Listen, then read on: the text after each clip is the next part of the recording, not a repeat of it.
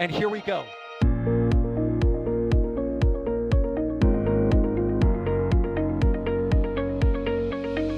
have liftoff. Propulsion continues to be nominal. R68 chamber pressure looks good. Doubling up. Roger and roll, Atlantis. Water towers fly! Yes! Tango down to nominal. Fighting downside SPD off. Bring in SPD off. Off. It's orange! Orange 25! Oh my god! Oh my god! Decollage. What is it? Put that in the big bag, Eagle. 343 unfolds to go. Indeed. We rise together, back to the moon and beyond. This methane will be igniting in the flare, correct? Yikes. You dead? We don't need any more of these.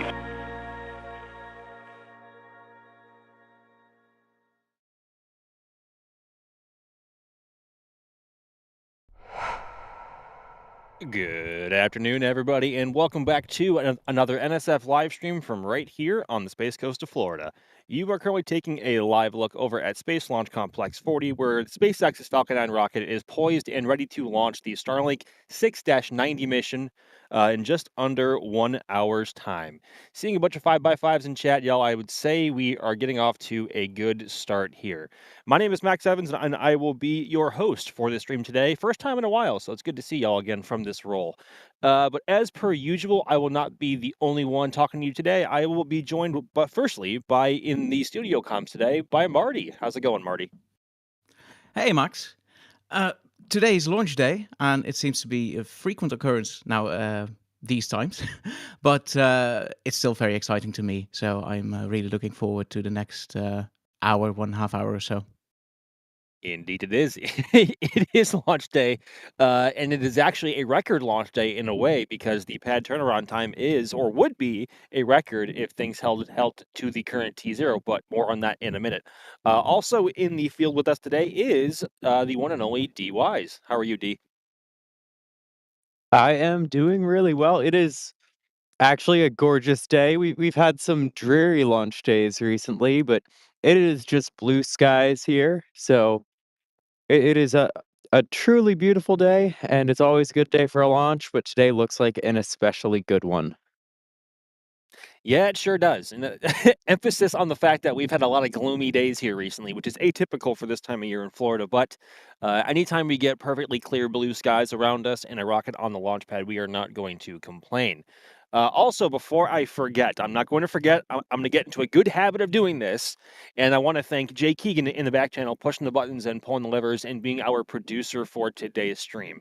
So I want to make sure that I didn't forget that, as I often so do. And granted, I'm also not the only one who does that. But alas, getting into today's mission, Marty, would you give us a quick rundown of what exactly we can expect from Falcon 9 today? Absolutely. Well, T0 is scheduled in 55 minutes from now. And when that happens, booster B1083 will lift off on its 16th mission, carrying 29 Starlink V2 mini satellites into orbit. And booster 1083 is quite a special booster, as it lifted not only Crew 8, but also Polaris Dawn and the IM-2 mission, among some other missions. And it also did a couple of Starlinks, 9 in total. This will be its 16th flight, and hopefully not its last, because it will try to touch down on the deck of Just Read the Instructions, which is stationed downrange in the Atlantic Ocean. The fairings on this flight will be recovered by recovery vessel Doug. And the trajectory, so where are these two vessels stationed? Well, they're stationed southeast of the Cape, so these rockets will pass over the Bahamas, or not directly over, but north of the Bahamas, and that's the trajectory it will fly. Yes, indeed. So if you are south of the Cape here, say Jetty Park, Satellite Beach, even going all the way as far down as like Fort Lauderdale, geez Louise, I can't talk.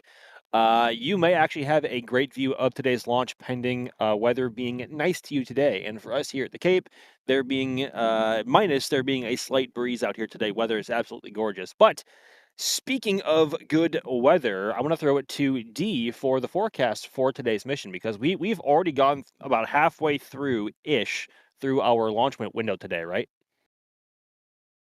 Yeah, so we've moved a bit farther into the window, but interestingly, it's not like weather would be the cause for that. The weather is looking, I mean, just like for people, it's spectacular weather, but it is also spectacular weather for rockets. So the 45th Weather Squadron, which of course does the predictions for probability of violation for these launch windows, gave today's launch a less than 5% probability of violation with no primary concerns and all of the additional risk criteria, the upper level wind shear, the booster recovery weather, and the solar activity are all low. So SpaceX seems to have adjusted the window last night, maybe due to uh, just optimizing the orbit to fill out the shell as well as possible because weather is certainly not a concern here. It really is not, and just by judging with what the Mark 1 eyeballs can see, and from what I guess our skin here feels with the wind, it is an absolutely beautiful day. Temperatures are probably in the high 60s right now, so maybe, I guess, on the chillier side for us native or local Floridians, but otherwise, you really could not ask for better weather. Oop, a live announcement over the speakers. We do occasionally hear that, folks, over the speakers, so if you do hear some of that interference, mind you, we're currently working with an active space flight facility here at the Kennedy Space Center and the Cape Canaveral Space Force Station. So there is active work happening on all fronts, especially with the big orange rocket going to the moon, currently in High Bay 3 inside of the vehicle assembly building. So it's a busy day here, and as you can see, we are still well within operating hours here. There are plenty of cars here in the press site parking lot, as well as around the LCC, the VAB, and other support buildings in the area. It's quite weird to be on a Starlink stream. So I guess it's a decent time of day for us to be here. I don't know if that's that seems abnormal, and I'm still getting used to it. D, I'm not sure about you. I have to be totally honest. I was trying to listen to that announcement that was happening. That was some preparations for SLS, so I didn't quite catch what you were saying there, Max. No, I'm just saying how it feels so strange, but kind of lovely to be here at a pleasant time of day, but also kind of something that we're struggling to get used to because again, we're not used to it. We're used to being out here anywhere from like 10 p.m. to 4 a.m. sometimes later. So I don't know if you're happy about that. I'm certainly happy to be here at at a reasonable time of day while the sun is still up. Absolutely. It's really nice to be able to see as you're setting up and not deal with wind and bugs and all of those complications. So you can't really get onto a schedule with rockets. It's always changing when the next one will launch, but we've had some nice times of day recently, so I will certainly not complain about that. 100%. And just as a reminder, folks, if you have any questions, please feel free to tag us in chat either at NASA Spaceflight or at NSF, and we will get to your questions as they come and answer them as best as we can. Okay, and actually, Marty, we were talking about this point before we went live, but we were kind of, I guess, saving a majority of the conversation until we went live. Uh, well, I also mentioned it in the intro. Today is kind of a record, or is a record, for SpaceX and for Slick 40 in particular, because I believe this is a pad turnaround record. Am I right? Absolutely. Yeah. If it excuse me, if it lifts off in just over 49 minutes from now, this launch should break the power turnaround record for Slick 40. And since that's already the leader in terms of power turnaround for SpaceX, it will also break the company's overall power turnaround record. So that record used to be 55 hours, 29 minutes, and 10 seconds. And if it launches on time, it will break that record with actually quite a few hours. It will set it to 49 hours, 9 minutes, and 45 seconds. So that's breaking it by over 6 hours, which is, in my book, quite impressive. It really is, and to have that much margin built in is again, it's something that we haven't seen in a while or ever before actually. And this pad just recently supported a mission just a couple of days ago, and it was the NROL 77 mission for the National Reconnaissance Office. But of course, that was an RTLS mission or return to launch site. So the first stage booster came back to land at LZ2. The final landing at LZ2, we surmise, before the landing zone over at Slick 40 is operational and ready. Yes, there is a brand new LZ over at Slick 40 because due to a recent regulation adjustment from the Space Force, all launch vehicles that are going to be launched and recovered, at least here on land, have to come back to the same facility that they launched from. So a bit sad to see the era of LZ1 and 2 go, but honestly, I do have to say, as we can see here, this is the fantastic drone footage from Jerry here. I think this is actually just from our stream. Um, as much as sad as we are to see the LZ1 and 2 era leave, it will be a lot easier to track first stage boosters that launch and land either at Slick 40 or LC39A and come back to the launch pads. I know D should be happier about that track because it requires a lot less planning and a lot less people to be in different places to get optimal views. But yeah, a bit of an era that comes to an end. The last landing over at LZ1 was with the Crew 11 mission earlier this year. So that one was also interesting because we didn't exactly hear the sonic booms here at the press site that we normally do because there was a bunch of rain in between us and the LZ. So bit of an interesting time. I had a question here really quickly from oh gosh. Hello, I'm Smile. There it is. There it is. At NSF, will SpaceX ever make a crew access tower for Slick 4E? I want to toss this one to either of you or both of you, I guess, if you guys want to have a word on it. I'll start with you, Marty. Ooh. I haven't heard anything about it, but if I had to guess, do they really need one? They can reach pretty much any orbit that they want from the current crew path. So yeah, I don't really see a need for SpaceX to do that. But maybe there will be a mission profile that requires it at some point, and that may be worth the investment. But at this moment, I would be very surprised if they will build that tower. As would I. What about you, D? Yeah, I certainly wouldn't expect it. The East Coast has the best range of trajectories for various crew missions, being able to make everything from polar launches going to the ISS and eventually on to commercial stations. So it doesn't quite make sense to do that out on the West Coast, especially because it's really quite limiting where the crew could launch from. So as long as the crew tower from 40 is enough to uh like as long as 40 isn't limited in terms of number of crew launches it can support, which it won't be, I don't think we'll see a crew tower from the West Coast. Yeah, I mean, unless you want to launch retrograde or against Earth's rotation, or if you want to launch polar, I mean, even then, like people have launched to space on a polar trajectory before. I mean, i.e., the From 2 mission earlier this year, where they launched to a polar orbital inclination from LC39A. So the argument for a crew access tower from Vandy, is quite up in the air. Not literally, actually, that was not a pun intended at all. But it quite literally would not be because there is next to no argument for that. However, if Starship does, I mean, I think it's safe to assume that it will eventually move to Vandy.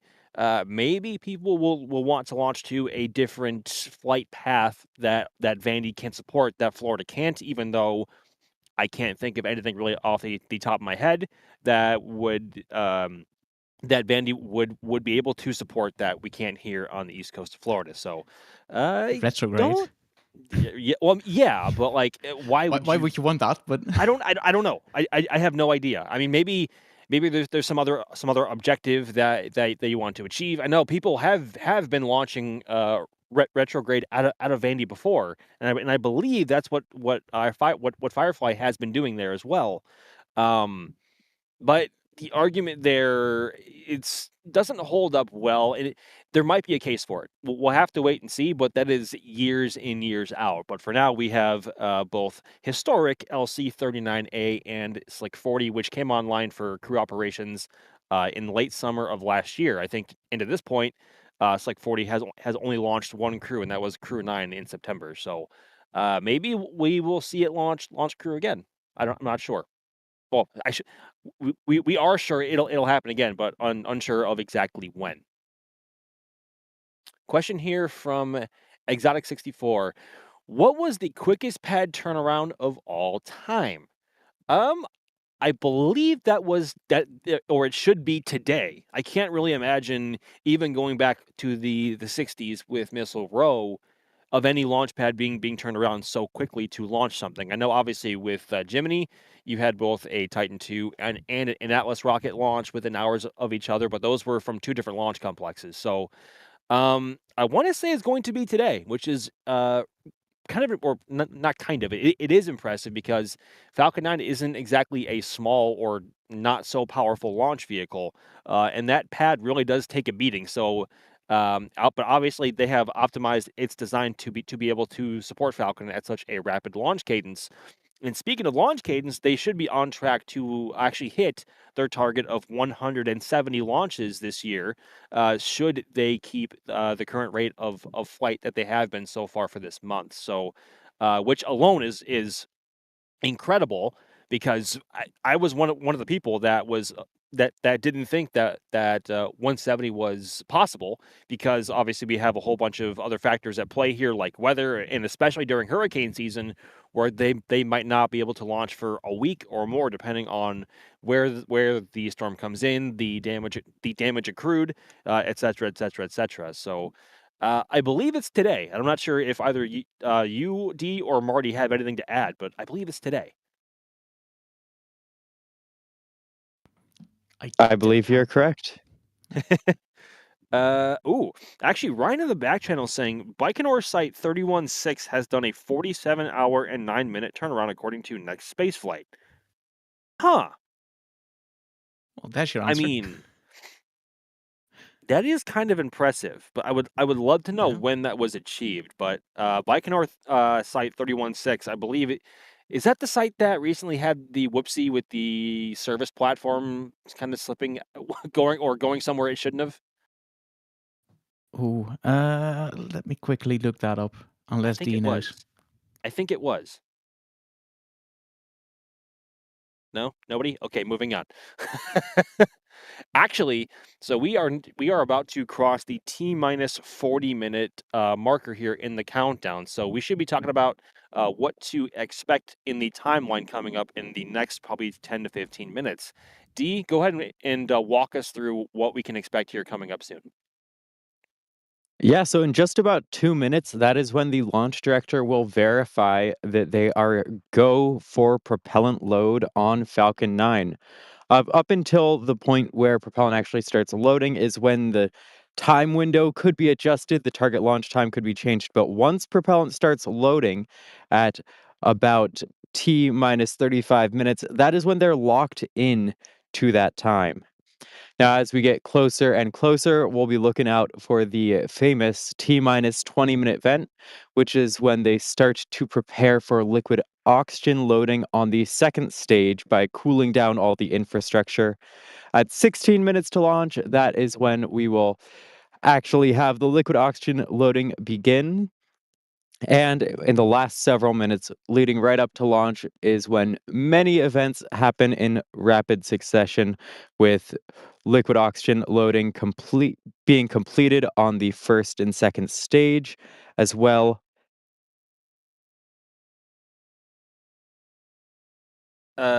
not to there is a I think it's time to address the elephant in the room now, and as you can see, our countdown has moved from an actual countdown, and now it is we are currently holding. Yeah, so the countdown currently is in a hold. We are waiting to see what the new T0 is going to be. Still waiting for their word on that. Oh, I believe the countdown just recently picked up again. It is, I think we're aiming at 5:01 p.m. now, it looks like. Gee willikers. Okay. Um, Based on what we have seen so far, this sounds like it could be either a vehicle problem or there is some weather either in the upper level wind shear or downrange that they are unhappy with. But based on the forecast, it doesn't look like there is anything to I guess scoff at or be super concerned about. So uh, yes, the countdown is currently in a hold, folks. We are now currently at T minus 2 hours and 13 minutes until T0. And we are, I guess, going to continue until we see the countdown hold once again, or we get a liftoff today from Falcon 9 and Slick 40. So keep your fingers crossed that the countdown continues as it is supposed to. But that hold actually came on at a point that we normally would see, because that was right at the point that they were about to certify that the vehicle and ground systems were go for prop load.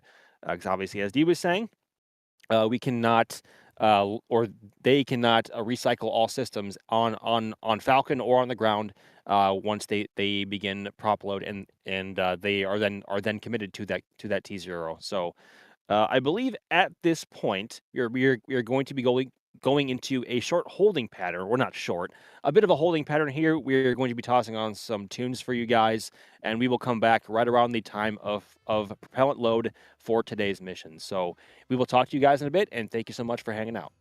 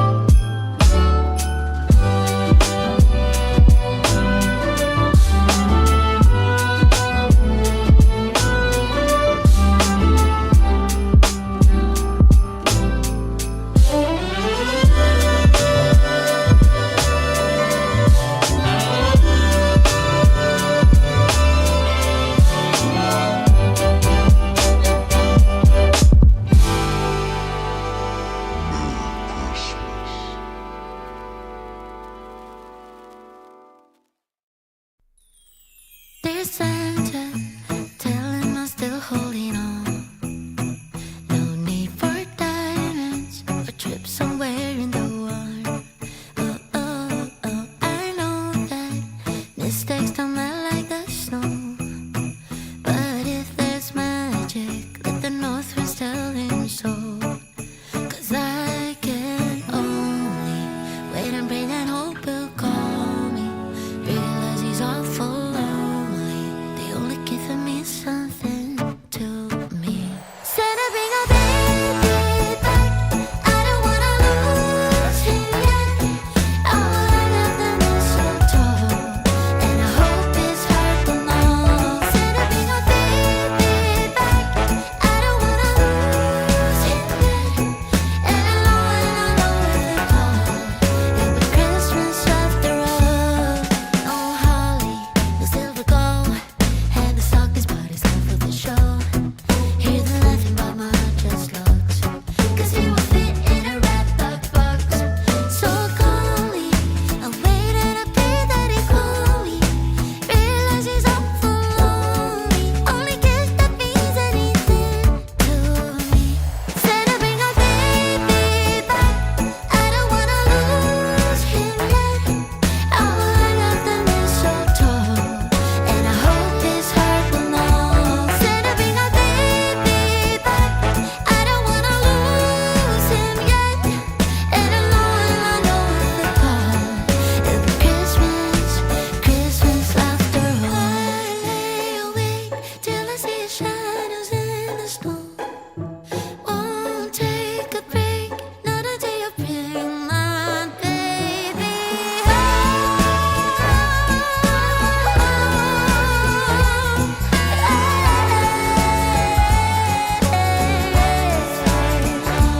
Santa, bring a baby back. I don't wanna lose him yet. And I know if it all, it'll be Christmas after all. Santa, bring a baby back. I don't wanna lose him yet. I will hang up the mistletoe, and I hope his heart will know. Santa, bring a baby back. I don't wanna lose him yet. And I know if it all, oh, Christmas, Christmas after all.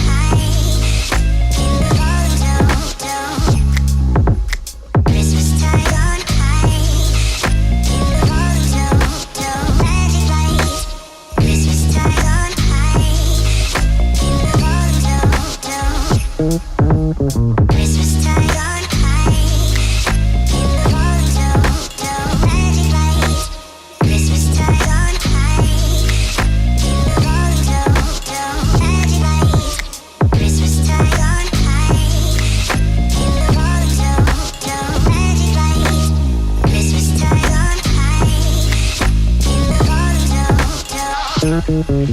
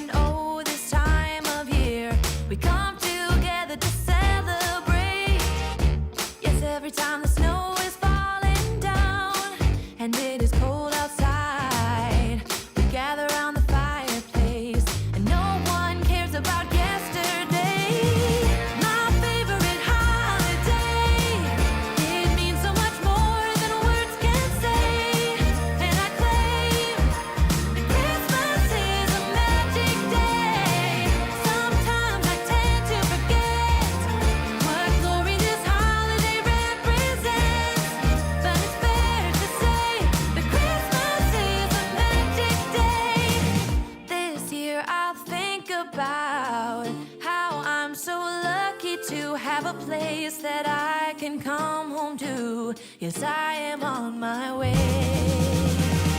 We'll put our differences aside and just enjoy this moment of peace and love and happiness. We come together to celebrate.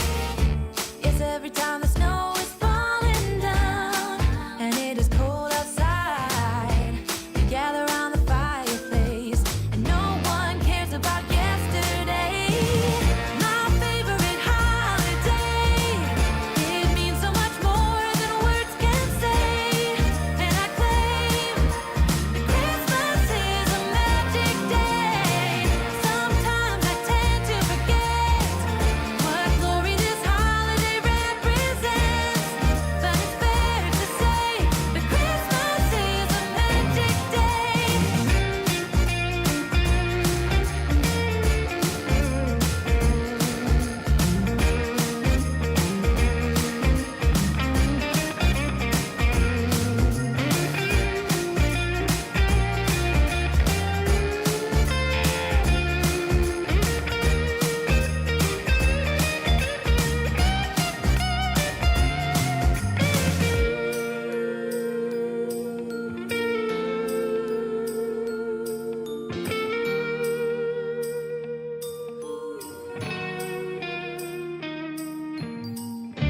Yes, every time the snow is falling down and it is cold outside, we gather around the fireplace and no one cares about yesterday. My favorite holiday, it means so much more than words can say. And I claim that Christmas is a magic day. Sometimes I tend to forget what glory this holiday represents, but it's fair to say that Christmas is a magic day.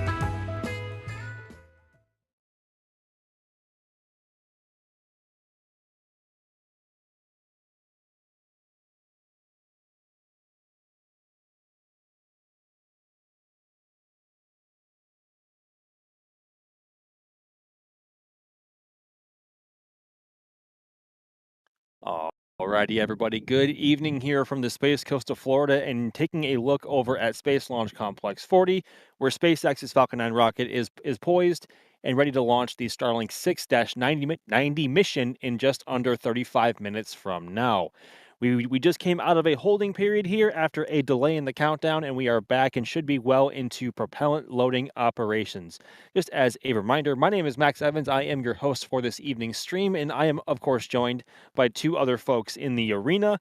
First of which being Marty in comms. How's it going, Marty? Are you feeling okay after that delay? We're so back, I hope. So yeah, I'm ready to see this thing fly. I can't wait. Excellent. I love that. We're so back. I love the confidence there. And also out in the field working on cameras is D Wise. D, how are you feeling? Are you feeling launchy? I am feeling launchy, you know? The weather has only gotten more beautiful. The sun is a bit lower on the horizon, so the light is just getting to be gorgeous out here. So I am looking forward to this launch in just over 30 minutes time. Indeed, we have just entered the golden hour period where the sun is getting lower on the horizon, the light is getting a bit softer, and of course more golden in its hues. So wind is calming down as well, which is a pleasant change because it was quite breezy earlier today. But at this point in the countdown, propellant load of Falcon 9 should be well underway, which should have started at about T minus 35 minutes with both stage 1 RP1 and LOX load and stage 2 RP1 load as well. We should also be approaching the time where we see our first visual indicators of frost on the bottom of the liquid oxygen tank on the first stage, which is just above the top of the shrubbery there that you see. Normally, we begin to see that at around the T minus 32 minute marker, so everyone keep your eyes peeled. Hopefully, we see some frost. At this point, we have not heard of any more delays in the countdown. Which is a good indicator that everything is currently underway for the current T0 of 5:01 p.m. Eastern time here on the east coast of Florida. So all looking good. And just as a reminder, this is of course Starlink 6-90, and Falcon 9 will be bringing back, or not back, bringing 29 Starlink V2 mini satellites into low Earth orbit, hopefully in just about 31 minutes time. So, Marty, give us a quick reminder of which booster is flying today. Yeah, so the booster out on the pad there is booster 1083, and it's on getting ready for its 16th mission. It's quite a storied booster as it has flown Crew 8, Polaris Dawn, and IM-2, and 9 Starlink missions, and then a couple more missions in addition to that. Out in the Atlantic, the drone ship just read the instructions, is waiting for booster 1083. I'm sorry, I'm a bit distracted here. Booster 1083 to touch down at the end of its 16th mission, and accompanying just read the instructions in the Atlantic is fairing recovery vessel Doug. They're at least the drone ship is about 600 kilometers to the southeast downrange, so the trajectory will fly over north of the Bahamas, and yeah, that should be what's about to come for this launch. Excellent. Guys, am I seeing things? Are you guys seeing frost on the bottom of the LOX tank there? I'm trying to look on the monitor. I'm not certain yet, but it does look like there is a little bit of frost there. So we will give it I think a bit more time, and it'll become really clear once we see even more of that vapor and the ice building up. Hopefully that continues. And I know there was a bit of an issue on the ticker there. It said that 1083.16 was landing on 1083.16. We sure hope not. Of course, the drone ship, as Marty was just talking about, is just reading the instructions out in the Atlantic. So with that little issue out of the way, thank you, Jay, for correcting that. And also, speaking of which, before I forget as well, Jay Keegan as well is in the back channel pushing the buttons and pulling the levers and making sure that the live stream does live stream things for all of y'all watching today. In the meantime, while we can continue to wait for some frost to build up on the first stage, let's tackle some more questions because you guys actually have sent in a number of really good ones that are worth diving into. So, I think first of which is from Exotic 64. And the question is, what was the quickest pad turnaround of all time on any pad? Now, that is a very broad question because we can either tackle that as sticking to the space coast of Florida. We could go over to Vandenberg, or we could include launch pads from all over the globe, either Japan, from Kazakhstan, anywhere. Either D or Marty. I think. Does one of you want to answer that question? And I know we were talking about it in the back channel while we were waiting for the countdown to approach. Comms going live again, but there is actually an answer for that. I've got the data right in front of me, so I guess I can take this. And I think it's good to start with the reason why this question is being asked in the first place, because if you missed the first part of the stream, this launch is supposed to set a record for the fastest turnaround time. Wow, I cannot speak anymore. Fastest turnaround time on this pad, Slick 40, and also SpaceX's overall record. So, with that in mind, you might ask then, what is the fastest turnaround ever? And for that, we need to head to a very legendary pad because globally, the fastest turnaround time is set in Baikonur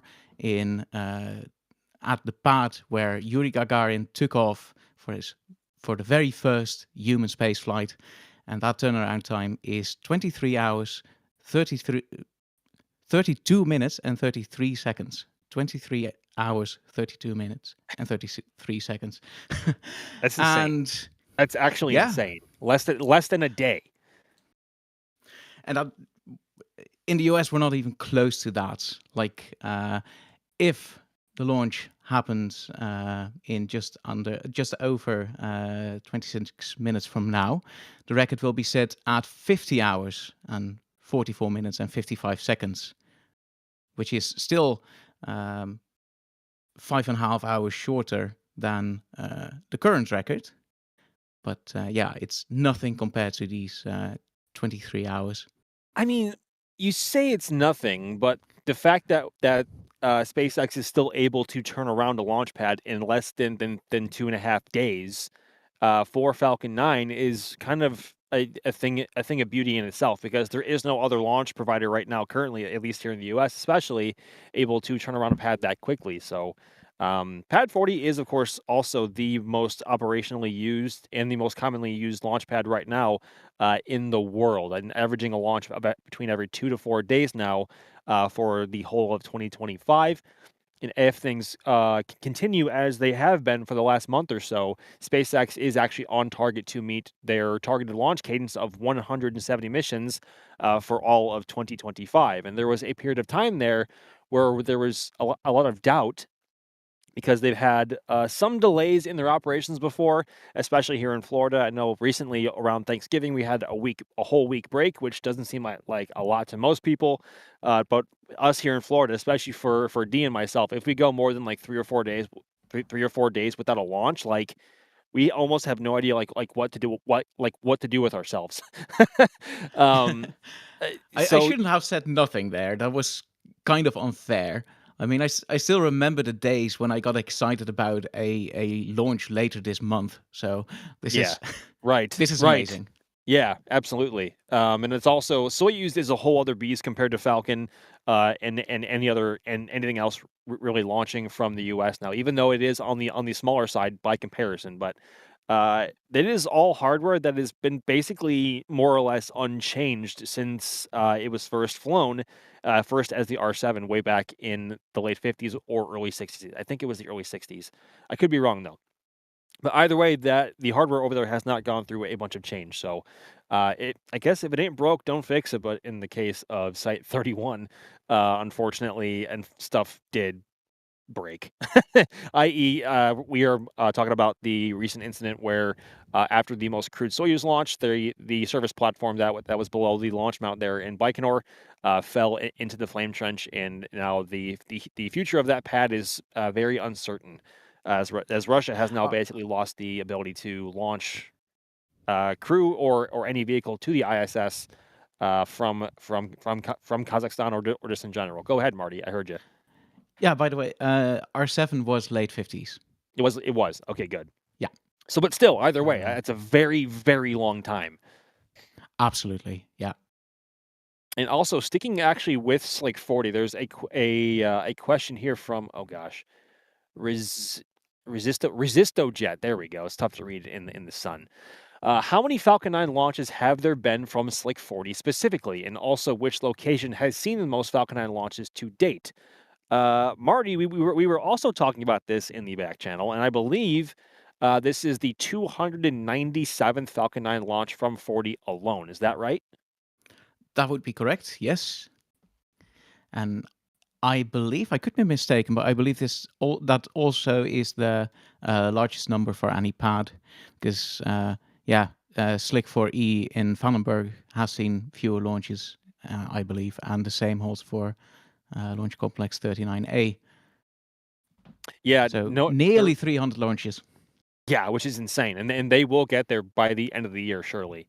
And also, mind you, that Slick 40 also supported in the neighborhood of around 50 Titan 3 and Titan 4 launches together in a 55, yeah. So 55 launches of Titan before SpaceX took over the lease from the Space Force. So safe to say that Slick 40 is easily the busiest launch complex in the world right now, and I don't really foresee that changing within the next maybe two to 4 years at the earliest.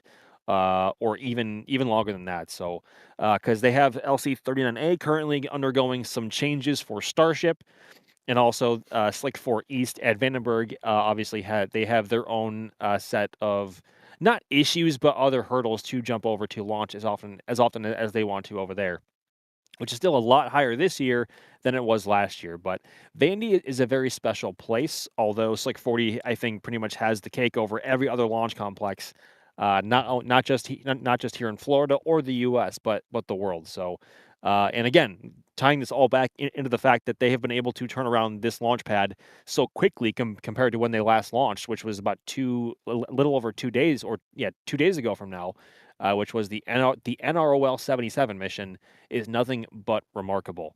I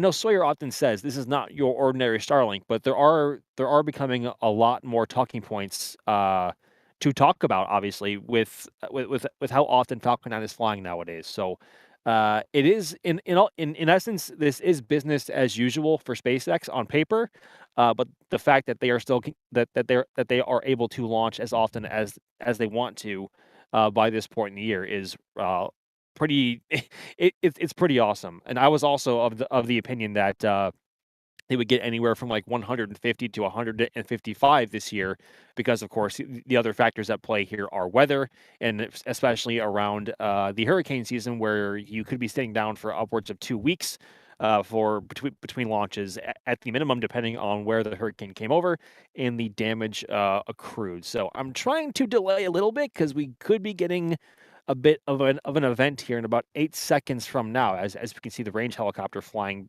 behind the pad there. And if we see this vent here in the next couple of seconds, we should be on track for the current T0. There it is, just behind the crew access tower there. So D, what exactly are we looking at right now? So this is the famous T minus 20-minute vent. So this is them starting the flowing of liquid oxygen to cool down all the infrastructure ahead of actually filling the second stage with that liquid oxygen. So this vent starts at slightly different times across different pads, but right around T minus 20 minutes and 20 seconds. And it continues until I believe T minus 16 and a bit minutes, when they actually begin fueling the second stage with that liquid oxygen.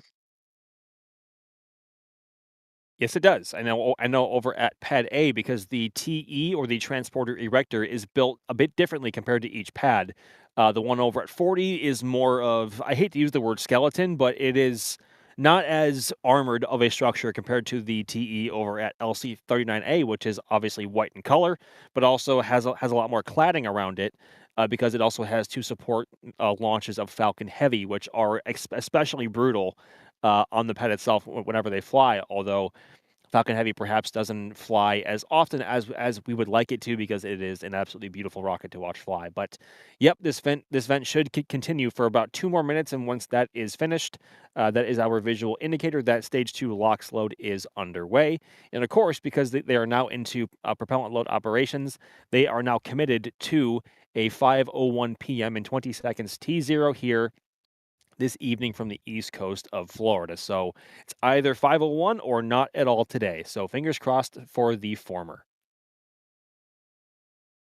Great question here from Gabriel asking, what mission do you think the new landing zone at Slick 40 will be debuted? Ooh. So they just recently had, I mean, literally a couple of days ago with the NROL 77 mission. That was what we believe to be the last landing over at Landing Zone 2, thus formally closing out the LZ-1 and 2 era, which SpaceX has really had control of since 2015 when they first landed an orbital class booster for the first time. I can't think of anything on the roster on the top of my head other than maybe Crew 12, which is launching in February now.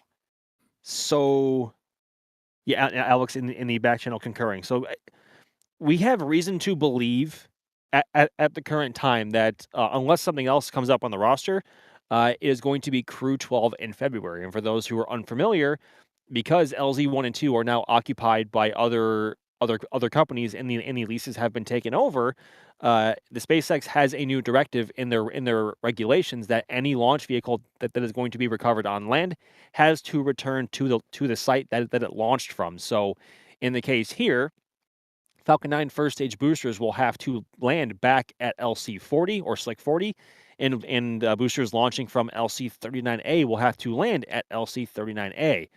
So that goes for both Falcon 9 and Falcon Heavy.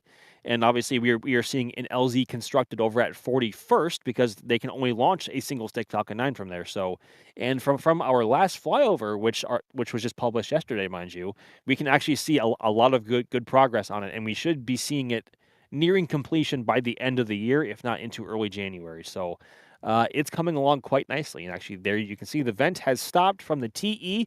So stage 2 liquid oxygen load is confirmed to be underway, which is a good sign because weather here and everything else that we can see with our Mark 1 eyeballs is looking phenomenal. D, can you walk us through what was the weather forecast again for today?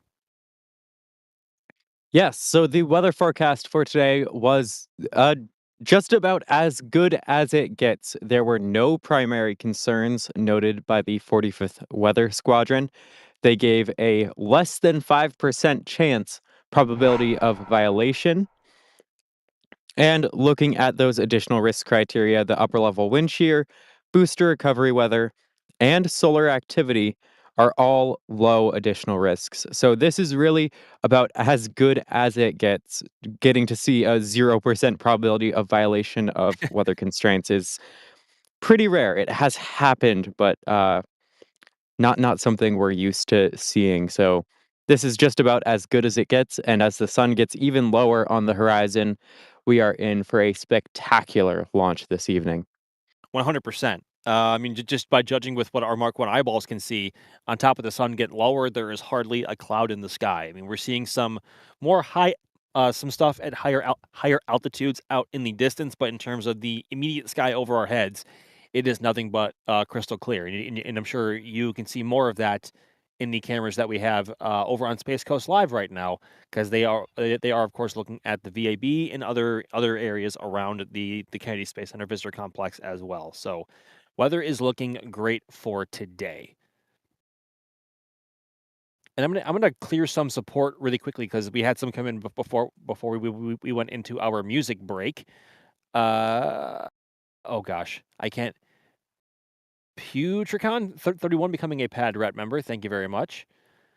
And also Broody, no, Brooding, Brooding Jet also becoming a red team member as well. So thank you both very much for that. And also Tom, oh my gosh, I can't read here. It's so difficult with the sun on this monitor.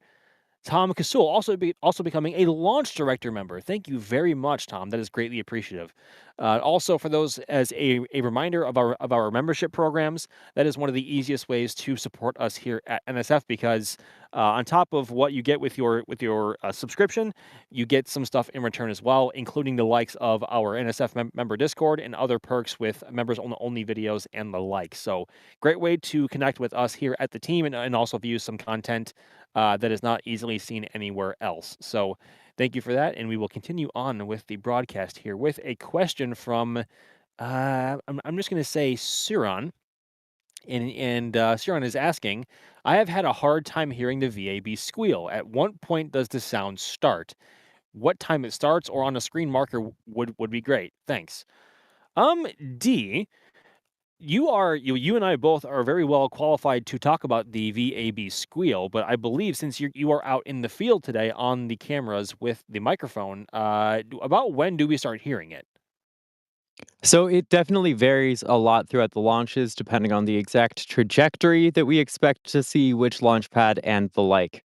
So it comes just a bit after the sound reaches us and intensifies because I mean, it really varies how long you hear it as well. But you'll want to listen in once the rumble starts to get strong. That is when you should listen for a more subtle sound that is much higher pitched. With that said, there aren't a ton of clouds. We'll keep a listen out for that VAB squeal, but we will have to wait and see.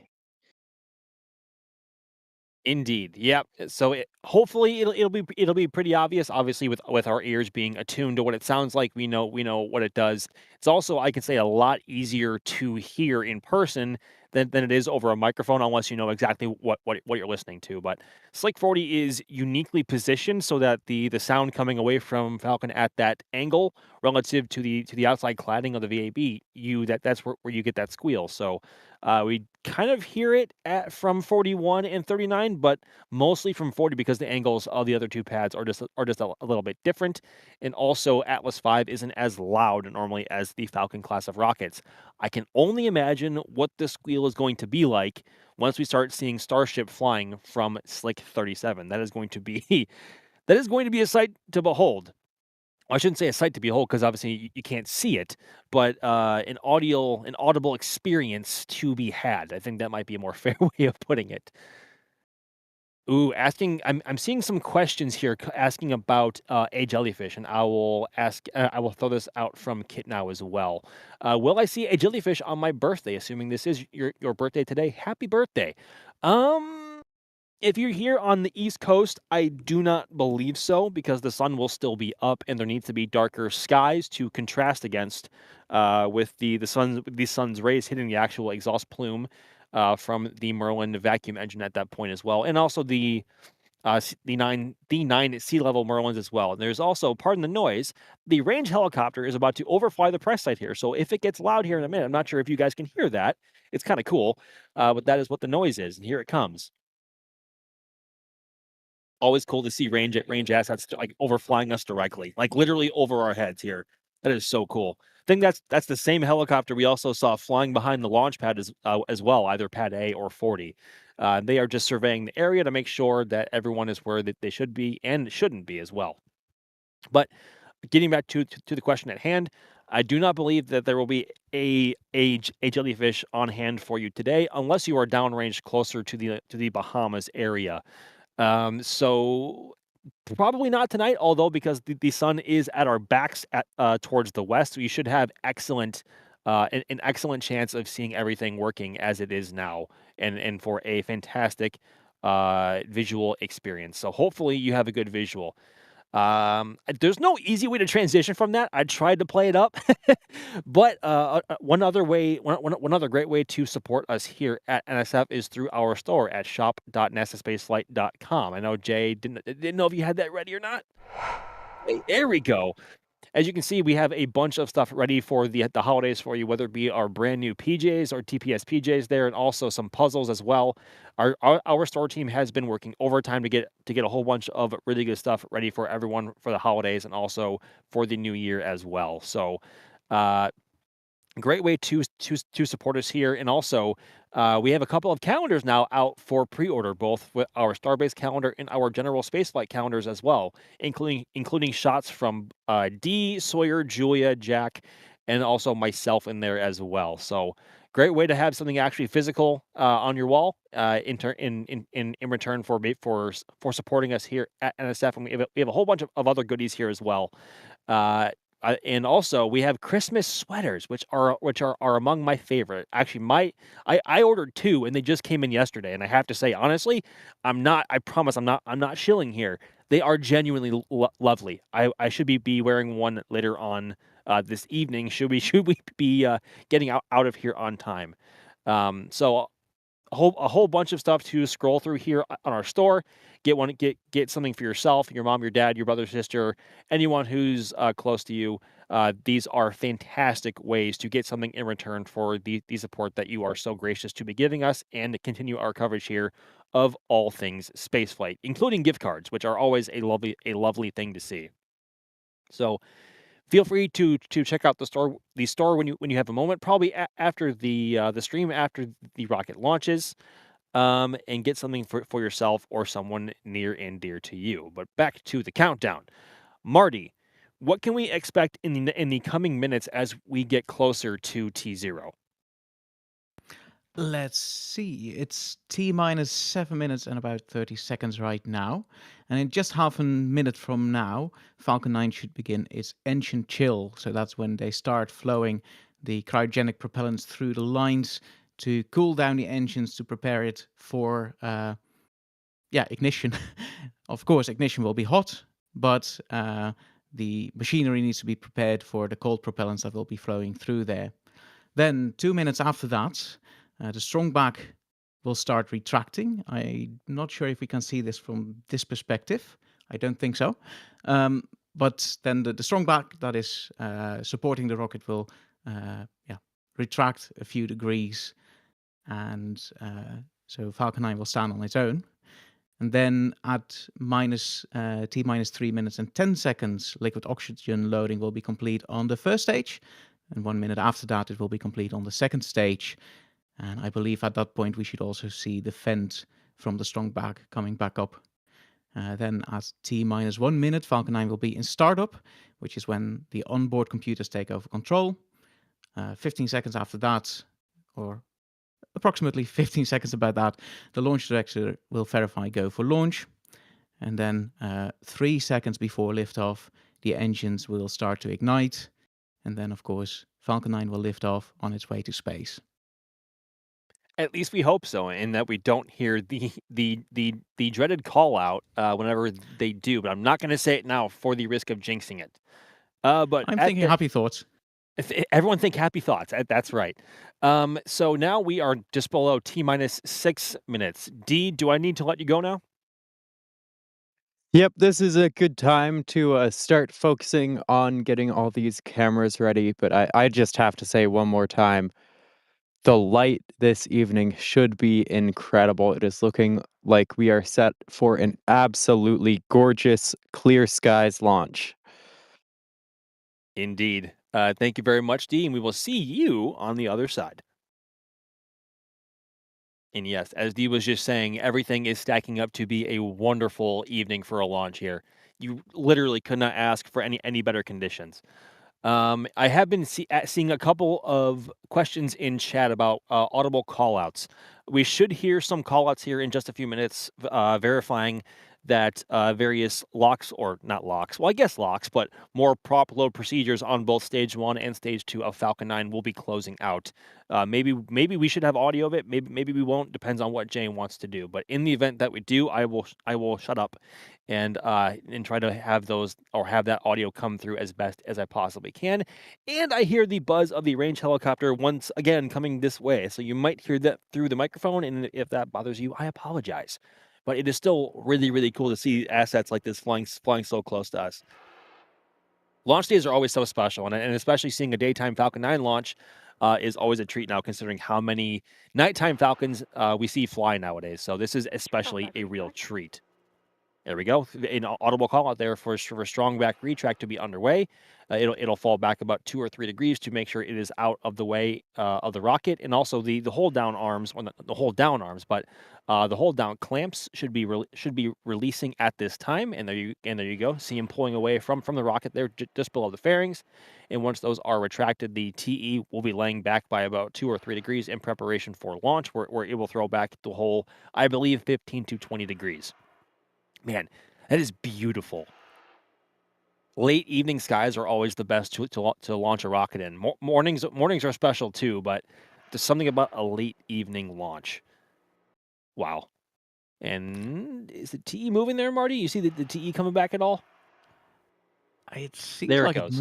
it's moving ever so slightly. Yeah. Just ever so slightly there. Yep. It will be very subtle now, but then just before launch, it will move away by quite a bit in a very short time. And with the mics active on the pad there as well, you can hear Falcon 9 breathing as it continues to monitor and make sure all pressures in all tanks and COPVs are at what they should be for launch. So let's see. While we have time here, really quickly, I'm gonna be touching on this question from Carson, asking, I missed it. How long is the launch window for today? So the launch window is 4 hours, as is the Stage case 1, for most. LOX load complete. Good call out there. Stage 1 LOX load is complete.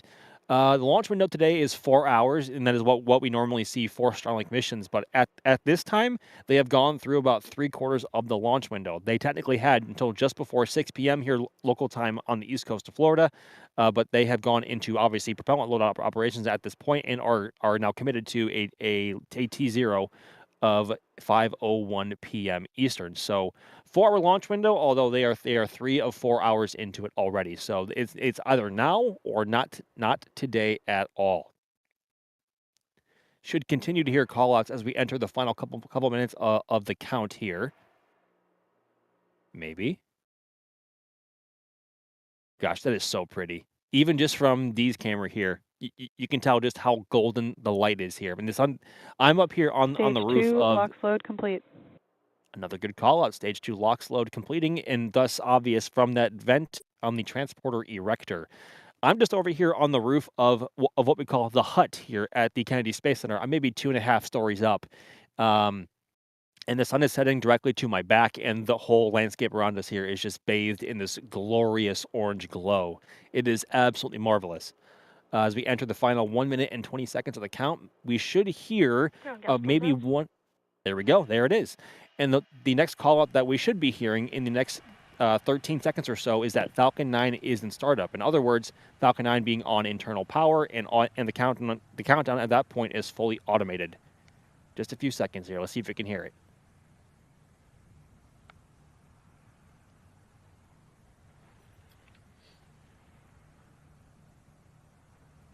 Stream's a few seconds behind. Falcon 9 is in startup. There we go. Falcon 9 is on internal power, and we should be also momentarily hearing the audible go for launch call from the launch director as well. Just in just a few seconds. Launch director, go for launch. Right on cue, folks. And as we enter the final 30 seconds, as a reminder, once we see the vehicle clear the pad, I will cease commentary and let y'all listen to the audio as best as we can through our own microphones. So entering the last 20 seconds of the count here, there's about an 8-second delay between the feeds here from D and also the feeds from SpaceX on their live stream. T-minus 10 seconds. 5, 4, 3, 2, 1. We have ignition, and we have a liftoff. Go Falcon 9, go Starlink.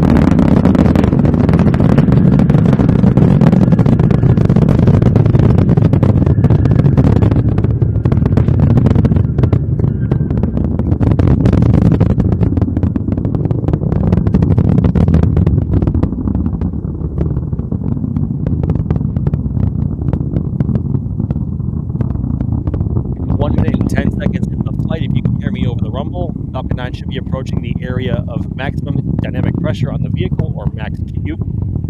Falcon 9 well on her way to space. Max Q. Audible call out there from LD.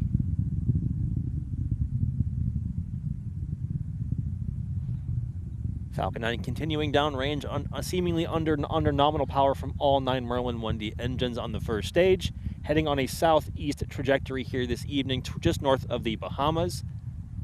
Should be approaching MECO, or main engine cutoff, of the first stage, and staging here as well at about T plus 2.5 minutes, so at about 30 seconds ish from now. Great view here from, I believe this is one of our Cape cameras a bit south of us here, getting a great perspective of the body of the rocket currently being bathed in this wonderful sunlight against a darker blue sky. And that is one of the perks you get of a late evening launch. Absolutely beautiful. Should be approaching MECO in just a few seconds from now. And there we have it, 9 engines shutting down.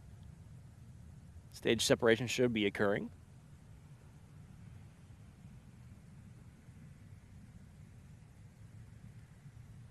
I believe that was MVAC ignition on stage 2. And there you can see a bit of RCS puffs there on the first stage. Look at that. And that is evident that the first stage, of course, has separated and is currently orienting itself for an atmospheric re-entry in just a few minutes that we should also see via SpaceX's live stream. Holy cow. That was beautiful. I'm kind of just staring up over at the condensation cloud now, and the shadow that it's casting. There we go. Fairing, there we have fairing separation confirmed, as we can see all 29 of those Starlink V2 mini satellites now in your frame on the right-hand side. Look at that. You can still see stage 1, stage 2, and the fairings there.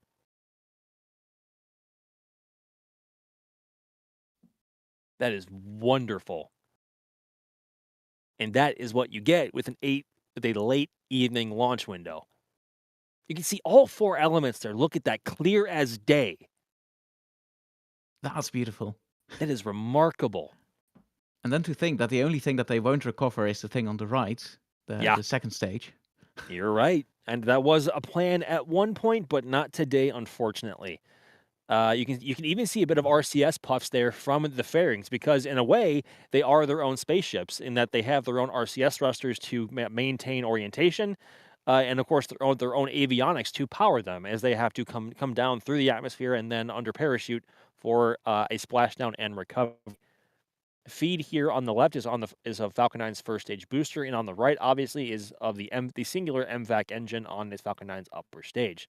RCS puffing away there. Falcon 9 appears to have hit apogee, or the highest point in its flight. Should be on its way back down right about now. Waiting to see the altitude drop a little bit, but Falcon 9, there we go, 112 kilometers. She is on her way back down. Grid fins have been unfolded and deployed. And once it gets closer to atmospheric entry, we will of course see the entry burn itself, which is where Falcon 9 as we say very often, fights fire with fire, and that it ignites up to 3 of its Merlin 1D engines to decelerate it to a rate to where it will not be tearing itself apart through atmospheric entry. But of course, we get this fantastic visual of fire around the bottom of the Falcon 9 booster as it is flying in that direction now. And we can see it's tilting more off to the right-hand side now. View here from the interstage and the pusher system that they use to actually separate the vehicles past MECO. Because of course, Falcon 9 does not hot stage like Starship, and the day a Falcon 9 hot stages is going to be a bad day for a lot of people. Hopefully, never happens. You can see now it's orienting itself more engines first now toward the atmosphere as it continues to make sure it is in where it should be with those RCS puffs there. That is such a beautiful sight. And there we can actually see on the right-hand side of your screen, the MVAC or the stage 2 of Falcon 9 is now heading into orbital night because, of course, it is flying away from the sun, and we are pretty close to sunset here on the east coast of Florida. Now approaching entry burn in just a few seconds here. Stage 1 FTS has saved. There we go. Stage 1 flight termination system has been saved. Good call out. Stage 1 entry burn startup. There we go. Call out for entry burn. Feed here should be momentarily. There it is. 1 engine. And now up to 3, and I think that's 3 engines there. It's tough to tell with this exposure. But I would agree. Yep. The plume shape suggests 3 engines, and then it'll go back down to 1, and then engine shutdown. You can kind of see the plume get Stage wider. 1 entry burn shutdown. There we go. 1 engine and shutdown. There we go. Now Falcon 9 orienting itself such to sort of glide it through the atmosphere, and of course, FTS has saved. good call out for stage 2 FTS safing. Those grid fins only work if they have atmosphere to react to, of course, and air to bite into, which you only get as you enter the atmosphere such. Now, as you can see, Falcon 9's, despite coming downhill, its speed is now decreasing, which is evident that it is now deep within the atmosphere itself, and those grid fins begin to work a bit overtime now. Look at how fast it's actually approaching the cloud layer. That is so cool. That visual itself never gets old. It'll punch right through it, and then we should see the drone ship just off to the left-hand side of your screen before we see the ignition of the singular Merlin 1D engine for landing burn. Stage 1 transonic. There we go. Stage 1 now at transonic speeds and decreasing. Now at 7.5 kilometers altitude and dropping rapidly. Holy cow.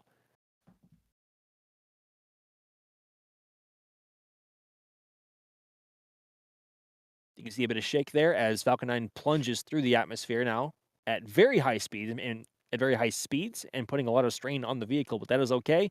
Falcon 9s are meant to take that. Terminal guidance, very good.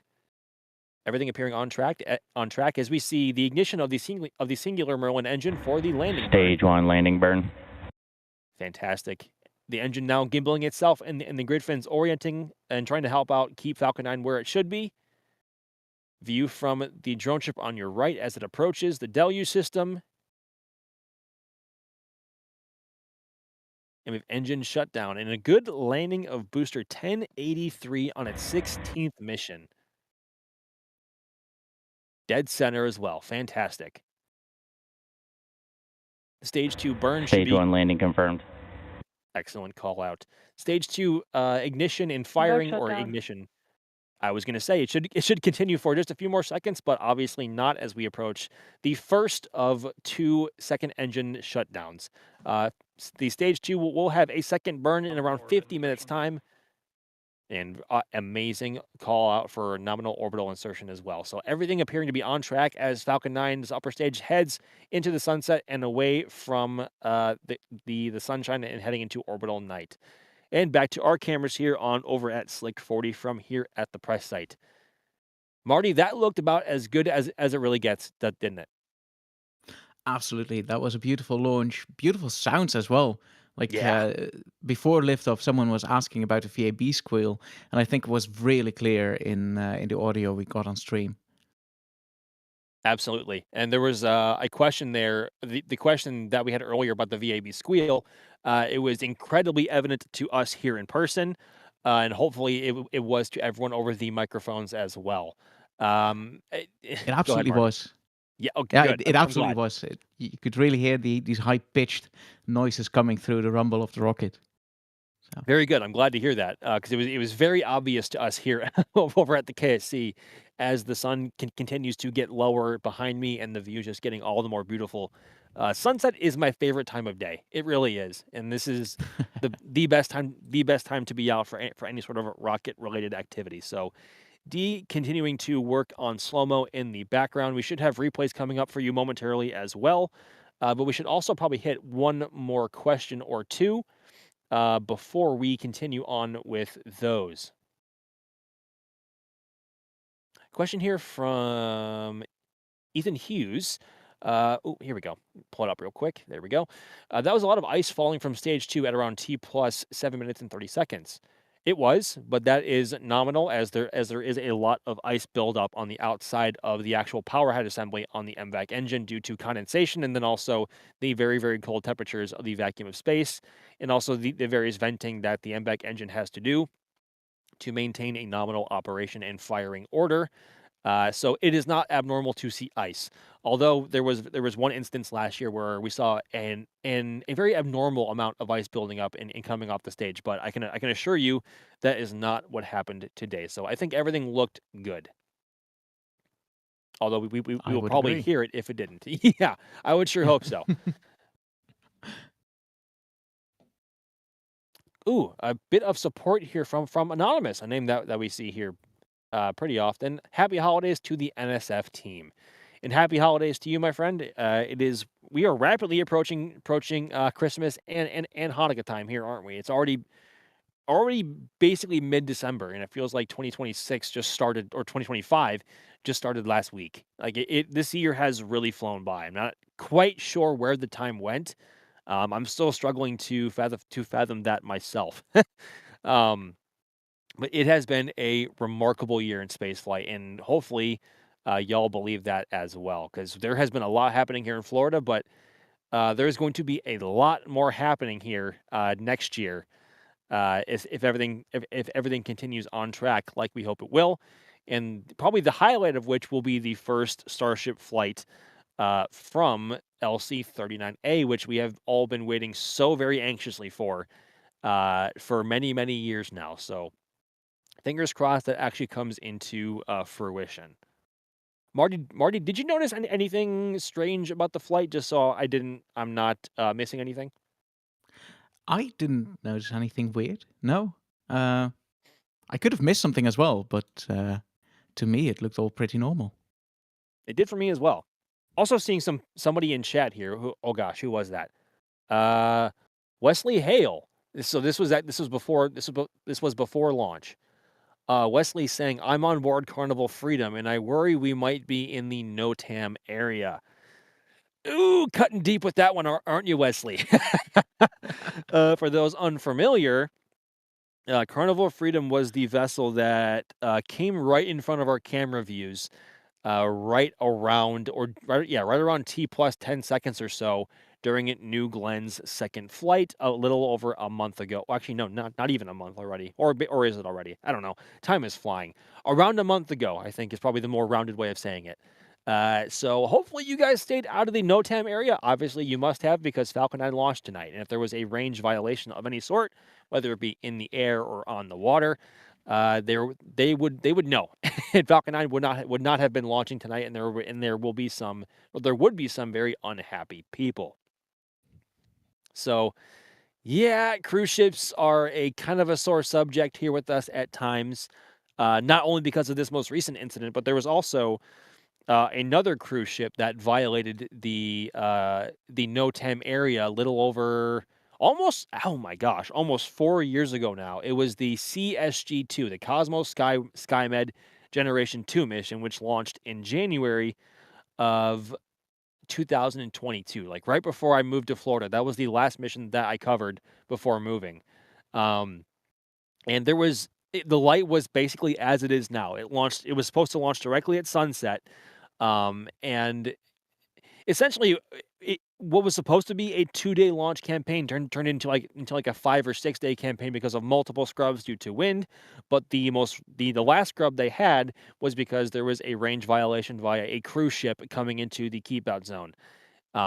So cruise ships can be a very sore topic with many of us here at NSF, especially those who were here in person. I'm seeing a bunch of cruise ship slander now happening in the back channel. Oh my gosh. Sorry, this cruise ship talk, I felt obligated to hop back into comms real quick to express my dislike for cruise ships. Yeah, I mean, I've never personally been on a cruise ship before, although I have been wanting to try for a while. It's just very expensive. But but your taste for cruise ships, I think, varies and changes whenever they ruin your launch experience. I think is a fair way to say it. Yes, 100%. 100%. I think it's safe to say that we will not be hopping on a Carnival cruise anytime soon. But we say that we are now going to jump into some replays here, and this is, I believe, D's wide feed here over on the press site 1. You can see Falcon 9 launching in the late evening glow. Oh my gosh, was that a manatee off to the left hand side in the water, just breaching there? I'm That was not so sure, cool. but they have been out here quite a lot this evening. They really have. As we play it again to try and look out for it. It wasn't a dolphin. I didn't see a fin, a dorsal fin. Yeah, it's a manatee. Look at that. Talk about timing. That is so awesome. And now a view here from one of our fleet cameras. I believe this is Fleet 1, and there's a big old cruise ship now in the way. How about that? Great, great placement. But you can also see Booster 1067, which is the current fleet leader, hiding behind one of the cranes on the left-hand side of your screen. Bird comes through, and we need to talk to Gage because there was a bird just in the frame. And there's Falcon 9 just coming out from behind the crane on the right-hand side there, and a Pelican there, like almost perfectly framed up. Look at that. A bit more difficult to see Falcon 9's, at least from this wide-angle view during the daytime, because there isn't as much for the bright exhaust to contrast against. But obviously, it's kind of hard to miss, obviously, once you are there in person, looking out in that direction with your Mark 1 eyeballs. Did I say cruise ship? I meant to say cargo ship. You did say cruise ship. I did say cruise ship. I meant to say cargo ship. As we can see the view here from Fleet 2 now coming up just from the back of the very same cargo ship there. That is, I believe, the lifeboat of said cargo ship as well. So great framing there. And now from the first replays from one of our robots here, actually just stationed about 4 feet away from me over on the roof here of the hut here at the KSC press site. As you can see, just coming up over the tree line there. Absolutely beautiful in the late evening glow there. Now from a second robot camera stationed or framed up just a bit wider. So for reference, I am off to the right of these railings here by not even, I'm looking at the camera now, but by like 2 or 3 feet. But this camera is kind of below me, so it's kind of hard to tell. But Falcon 9 flying there directly in the middle of your frame and directly into the late evening glow. That is beautiful.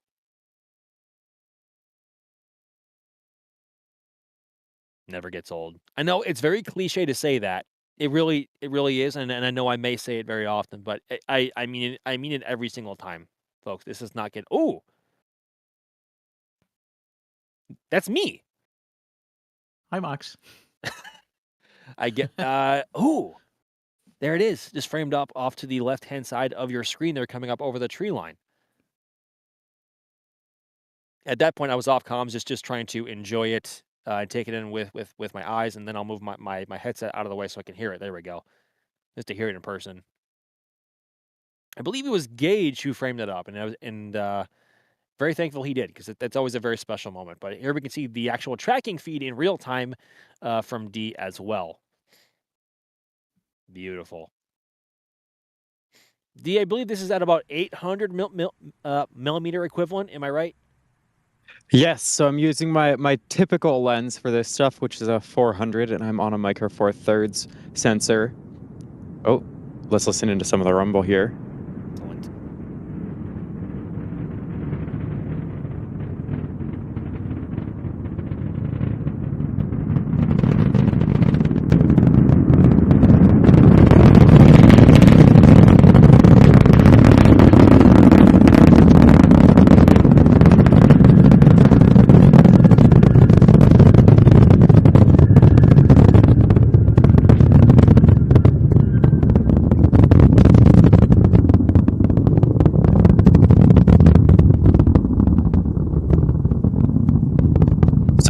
heard some of that. It almost sounded like whistling in the background there. That's that VAB squeal. Yes, precisely. Yeah, and it was very, very, very evident this time through the microphone, which I'm very, very thankful for. Holy cow! Yeah, that was about as obvious really as it could get. So if anyone needs any kind of example of the VAB squeal, please listen to that over and over and over again and decipher the actual low-pitched crackling rumble of Falcon and then the high-pitched kind of screech of the VAB panels on the outside reverbing with the sound. Great track, D. That looked beautiful. Thank you. This was a really nice one to track, to be honest. So you might notice after separation here, I actually do a magnification on my feed, which I can't always do. That'll jump it to closer to 1600 millimeter equivalent so that we can see the fairings separately from the first and second stage.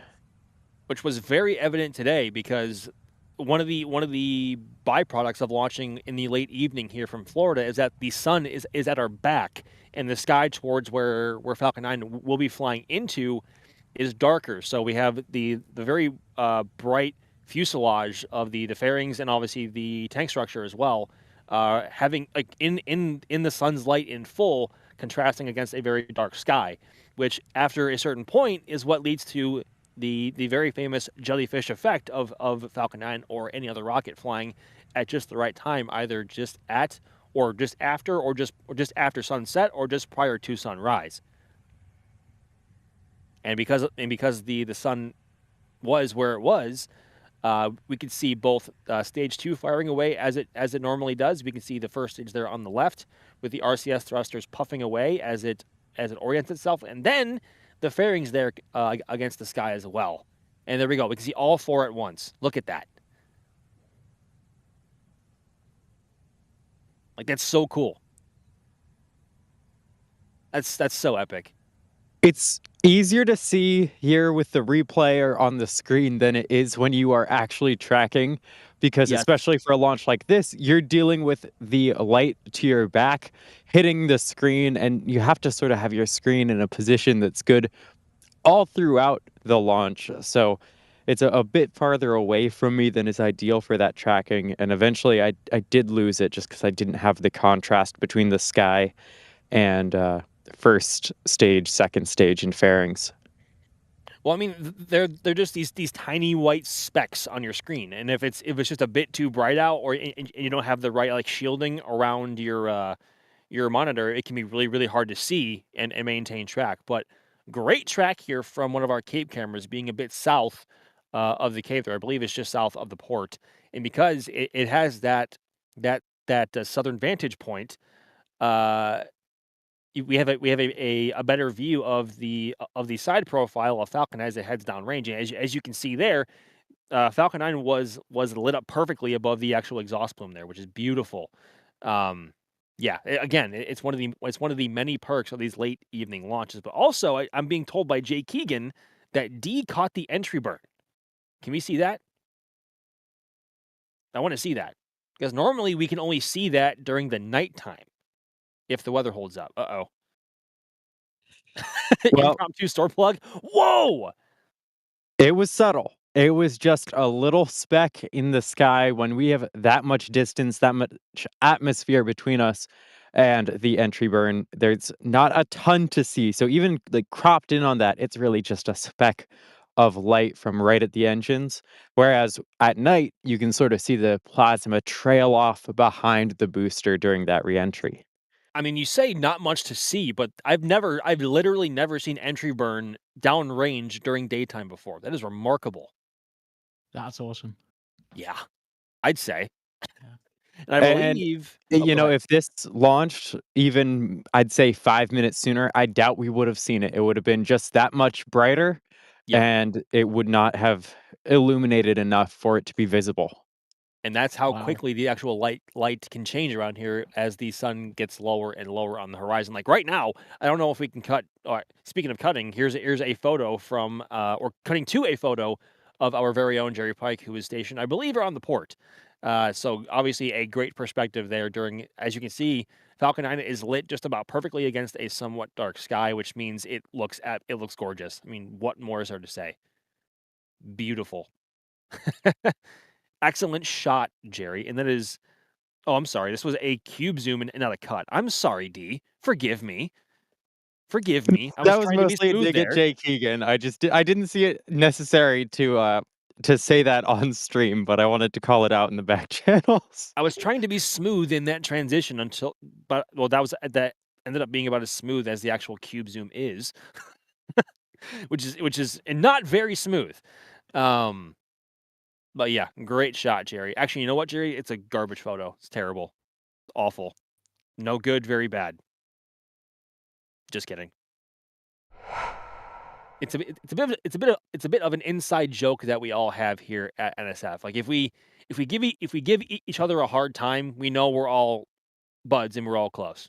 If we're being nice to each other, that's when we know, like, hey, something might be off here. So a bit of opposites here as it is. Oh, great view of the VAB here. I believe from KSC 1. Yeah, as you can see, the belt of Venus there, just above the horizon, and the sky is turning all the more into a dark purple and orange there, just above the horizon there. It is a gorgeous night here, I do have to say. Go ahead, Marty. Is that ML2 on the right?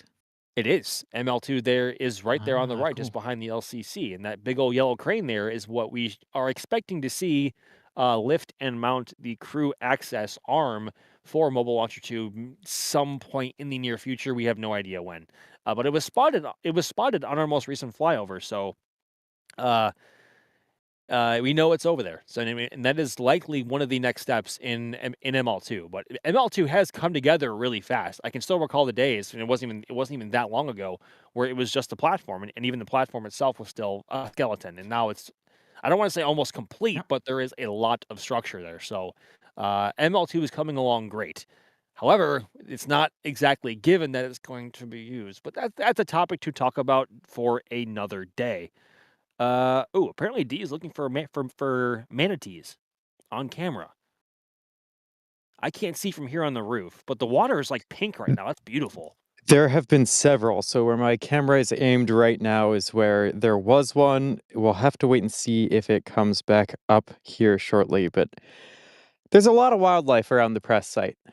There is, and that is because both the Kennedy Space Center and the Cape Canaveral Space Force Station are sharing land with the Merritt Island Wildlife Refuge. So we see a ton of manatees, dolphins, alligators, tortoises, especially here at the press site because there are numerous tortoise nests around here. But animals are aplenty around here. That makes just the ambiance and the atmosphere around the press site that much more pretty. And I guess just pleasant. Oh, there's one. There we go. Top left of the screen there. It was just there. I promise it was just there. There we go. Nose poking out. That was his nose. Look at that. And here we are turned from rocket spotters now to wildlife spotting. Just like that. We are so easily pleasable. There we go. Well, we saw one, so I guess mission accomplished. And on that note, folks, I believe it is time to start wrapping coverage here of the Starlink 6-90 mission. And I want to start out by first thanking our folks in the field, starting out with D Wise, who is currently and was on the cameras before, during, and after launch. So D, thank you very much for coming out tonight. Of course, it is always a pleasure to be out here. This was actually such a beautiful launch. We've got a gradient of pink in the horizon now. Yeah. Always a good day when you get a launch. Absolutely. And also joining us on Studio Comms today was Marty. Thank you very much for coming out today, Marty. Thank you for having me. This was a beautiful launch, like Dee said, and also a record-breaking one, because we set the launch pad turnaround record to 50 hours, 44 minutes, and 55 seconds, breaking the previous record by just under 5 hours. To be exact, but who's counting, right? I mean, we are. We are literally the ones counting. But also in the back channel, pushing the buttons and pulling the levers, making sure the live stream does live stream things for y'all, was the one and only Jay Keegan as well. So I made sure not to forget Jay 3 times here tonight. So I think I made up for all those times where I have forgotten you, Jay. So thank you for what you do. My name is Max Evans. I have been your host for this evening's stream, and we will hopefully see you guys in just a few days for the next one.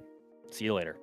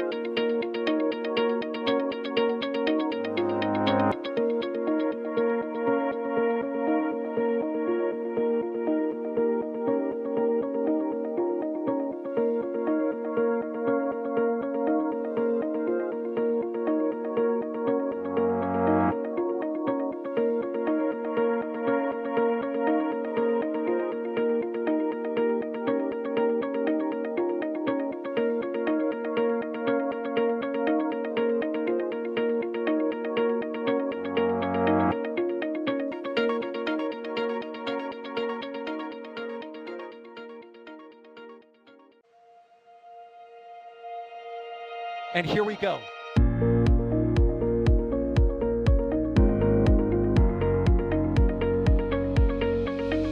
have liftoff. Propulsion continues to be nominal. RCPA chamber pressure looks good. Following up. Roger, roger, planet. Water towers, fly! Yes! Tango down to nominal. Flight downside FD off. Bring in FD off. It's orange! R45! Oh my god! Oh my god! Decollage.